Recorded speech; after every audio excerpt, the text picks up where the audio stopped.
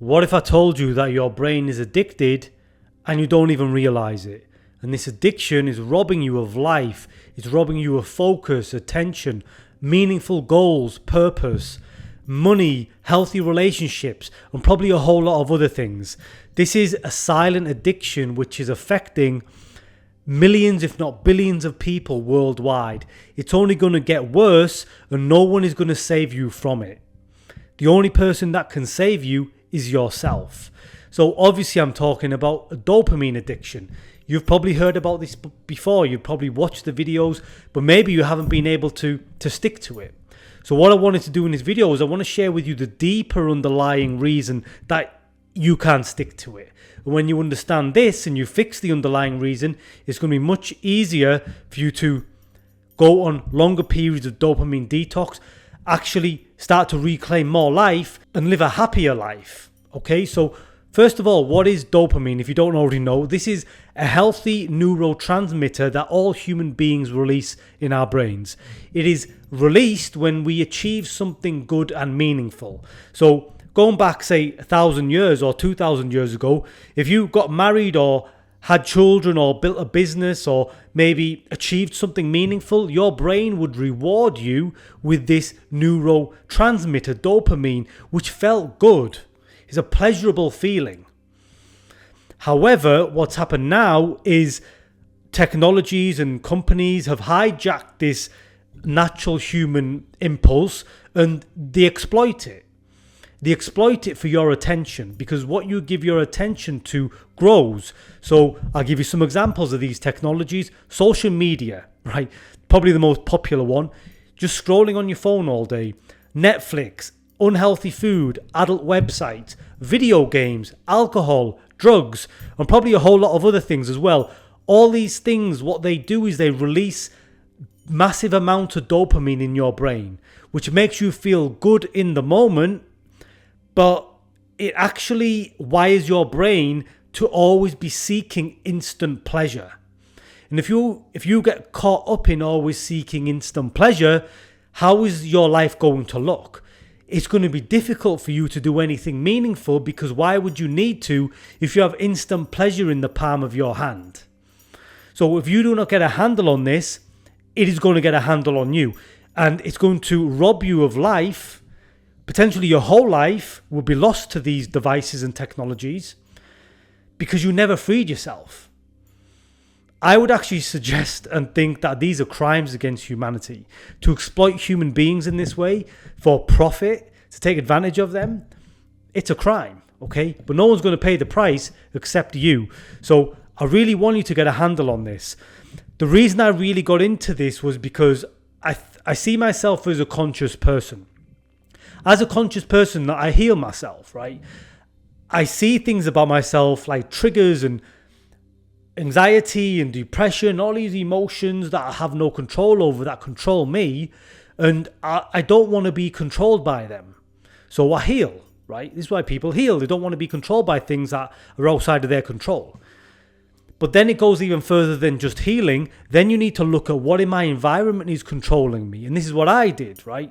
I'd wake up every single morning and I'd reach my phone every morning. I'd check my notifications before I even got out of bed.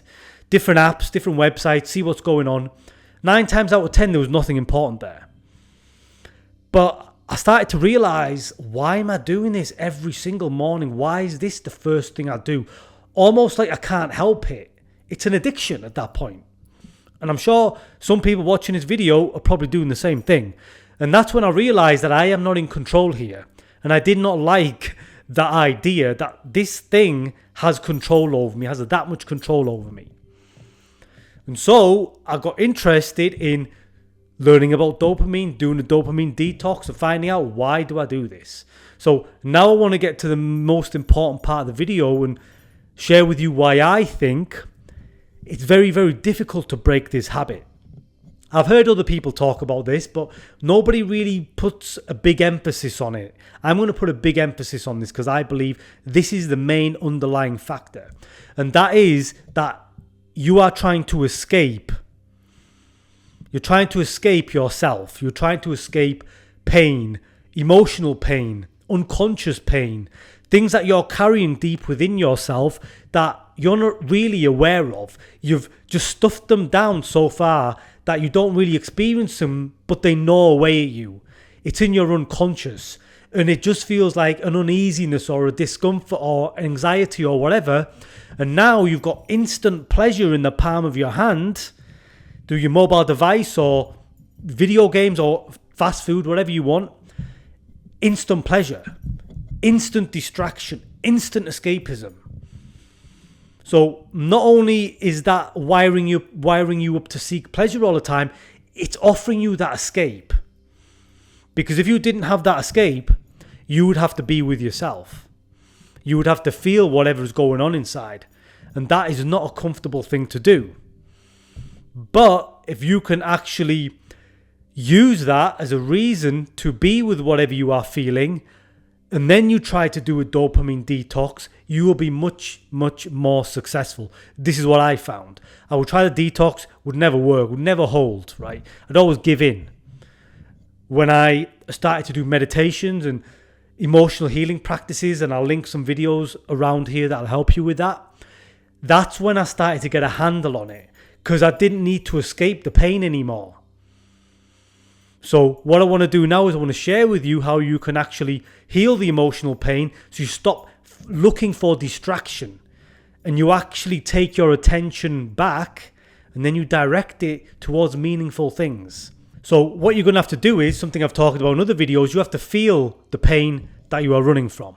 For some of you, it's going to be so deep that you won't even be able to feel it. You have to probably meditate, get very, very silent, and just sit with yourself, right? Which is a very difficult thing to do if you are used to using your phone all the time or Netflix or whatever else. It's not going to be easy for you, but the path out is worth it. Then you need to find that pain and sit with it. Allow it to come up.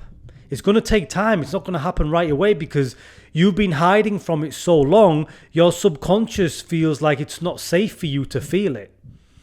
So I don't know how long it's going to take, but eventually it will start to come up. You will start to feel it.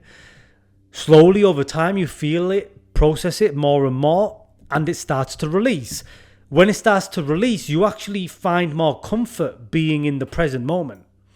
And when you start to be more present, you release more here and now neurotransmitters. So dopamine's more of like a future neurotransmitter, something you're anticipating, something that you want a lot. Whereas the here and now transmitters are things like oxytocin, serotonin, endorphins, where you just feel good for no reason. It's kind of like the feeling you get after a workout. You just feel good now, right? You don't need these extreme levels of pleasure. You just find this more balanced sense of peace, this more balanced happiness. So you're somewhere in the middle. The problem with too much dopamine, it puts too much up here. These here and now neurotransmitters help you stay anchored in the present moment. And when you are anchored more in the present moment, you reclaim more of your focus. You have more attention. When you have more of your focus and attention in the present moment, then you can direct it more towards the things that you want to direct it to. You literally have more control over your life, okay? But like I said, this is a difficult habit to break. If anything, it's only going to get harder because more and more technologies are going to be exploiting this human kind of impulse that we have, this dopamine neurotransmitter. It's getting exploited. It's not designed for the things it is being exploited towards, and you are just giving your attention away to these apps and technologies, and whatever you give your attention away to, that grows. That's how these companies and technologies keep expanding, because millions and billions of people are just giving them their attention all the time. If you realized how powerful your attention is and you reclaim it, then give it to something that you want to give it to, maybe your goals or maybe your relationships or maybe your fitness, whatever. Them things will grow, okay? So please understand the importance of your attention. It is your most valuable currency. Now, I just want to share with you some more practical tips that I like to do that have helped me a lot with this. Once you've started to heal the emotional aspect, you're going to have to start to put things in place, like a structure that will help you to stay disciplined and rigid until this becomes a habit. So one thing I do now is, because I used to grab my phone first thing in the morning, now I don't touch it for the first hour. Unless I'm expecting a very, very important message, occasionally maybe, you will need to, but 9 times out of 10 you won't. So for the first hour, I don't check my notifications. I don't look at my phone. I'll come downstairs, I'll do some meditation sometimes, I do some breath work, I do these little practices, then I'll start making breakfast. And all of that will take me about an hour. Then while I'm eating my breakfast, after about 1 hour, that's when I'll look at my phone. That's when I'll read my notifications. I give myself 1 hour of no phone right at the beginning of the day. What you'll find when you do this is your brain starts to heal. Just from that. What I discovered was the brain heals quite quickly when you change the stimulus that you are giving it. As it begins to heal, you literally start to reclaim focus and attention by the day. But this is a double-edged sword, because just as quick as your brain heals, it can get damaged just as quickly. So if you do this for a week and your focus and attention begins to come back, but then you fall back into the habit, your brain's going to go back to this, like, always seeking dopamine, getting addicted to these apps, right? It's very malleable, the brain. So this needs to become a long-term habit. You put these guidelines in place. I actually put a note in my phone and I made a list. When I first get up, I'm not going to grab my phone. I'm going to come downstairs. I'm going to do my meditation. I'm doing my breath work. I'm going to make my breakfast. Then I allow myself to go on my phone, right? And I just stuck to it. Like I said, though, I think it was important that I'd healed a lot of the emotional stuff that was making me want to escape all the time. When I tried before, I kept failing, right? I keep going back to the phone, to the dopamine. And the final thing I want to leave you with, this is something that I learned from another video, actually, because I watched a lot of videos about this topic.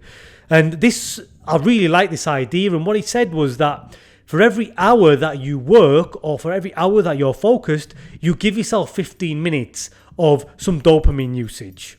Or you give yourself 15 minutes where you can do some pleasurable dopamine activity, like scrolling your phone or playing some video games. This is a healthy balance, in my opinion. I am not suggesting that you never use these technologies again. What I'm suggesting is you use them in the correct sort of balance. And the correct balance is you being in control of your usage. You saying, okay, I want to do 4 hours of work. 4 hours of work equates to 1 hour of me being able to scroll my phone or play my games or whatever. You see, and then I see it as a bit of a game, to be honest. Okay, how can I rack up these 15 minutes? Let me work for 4 hours, let me be focused, and then I get to play my video game or watch some show or whatever I want to do, okay? And it's more rewarding, it's more fulfilling to be like that, you see. But you need to break the habit, and it's difficult, especially if you've grown up with these technologies, maybe if you're late teens or early 20s, and that's all you've ever known. It's going to be very difficult. For those of us who are a little bit older, it's potentially going to be easier, but this is probably one of the best things you can do for your life. No one is going to help you with this. The world is constantly pushing these things on us. You need to take control yourself, okay? So I hope this video helped you out. I hope you will do the emotional healing work so you stop trying to escape. Put the guidelines in place so you can stick to certain habits, and just allow yourself a bit of dopamine, but in moderate amounts in relation to how much you actually focus and do good work, okay? So that's everything I'm going to talk about. I hope this video helps some of you out, but until next time, God bless.